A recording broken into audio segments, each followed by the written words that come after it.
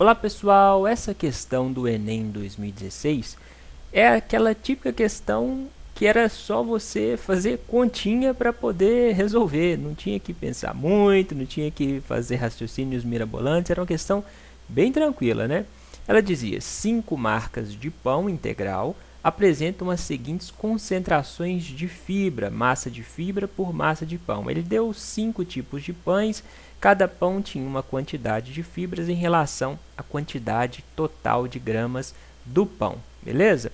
Recomenda-se a ingestão do pão que possui a maior concentração de fibras. A marca a ser escolhida é qual? Bom, então a gente tem 5 pães diferentes, a gente tem que descobrir qual deles tem a maior concentração de fibras, né?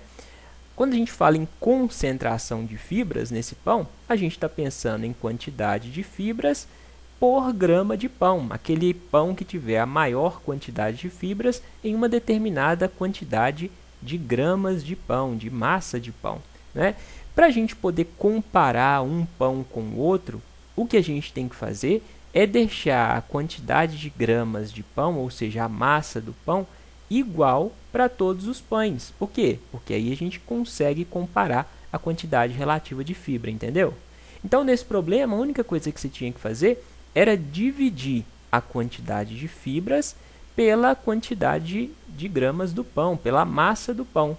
Por quê? Quando você dividia a quantidade de fibras pela massa do pão, você ia obter a quantidade de fibras presentes em 1 grama de pão, certinho? Então, se todos estavam com 1 grama de pão, você podia comparar a quantidade de fibras e ver qual que era maior, beleza? Então, a única coisa que tinha que fazer, dividir o valor de fibras pelo valor de gramas de pão. Vamos fazer isso? Para marcar, tinha 2 gramas de fibra em 50 de pão. Então, a gente tinha que dividir 2 por 50. 2 dividido por 50 dá 0,04 gramas de fibra para 1 grama de pão, né? Para a marca B, a gente tem 5 dividido por 40, né? 5 gramas de fibra em 40 de pão. Isso vai dar 0,125 gramas de fibra por grama de pão. Para a marca C, a gente tem 5 dividido por 100, 5 gramas em 100 gramas de pão. Isso dá 0,05 gramas de fibra por grama de pão. Para a marca D, a gente tem 6 dividido por 90, 6 gramas de fibra a cada 90 de pão. Isso dá 0,06, dá uma dízima, na verdade, 0,06 gramas de fibra por grama de pão. E para a marca E, a gente tem 7 dividido por 70, 7 gramas de fibra dividido por 70 gramas de pão. Isso dá 0,01 gramas de fibra por grama de pão. Agora, tendo todos com a mesma quantidade de pão, que é 1 grama de pão, a gente pode comparar a quantidade de fibras. Qual que tem o maior? O que tem maior, ó, é a marca B, né? 0,125. 0,125 é maior que 0,04, 0,05, 0,06, 0,01. Então, a marca com a maior concentração de fibras é a marca B, é essa que vai ser escolhida, né? Então, a resposta da questão era a letra B, certinho? Dúvidas?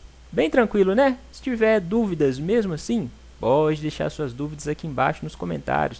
Se você não quisesse fazer o problema com essa divisão, podia fazer, por exemplo, com regra de 3. Você fixava a quantidade de gramas de pão, por exemplo, via a quantidade de fibras a cada 100 gramas de pão, por exemplo. Era só fazer uma regra de 3 que você resolvia do mesmo jeito, beleza?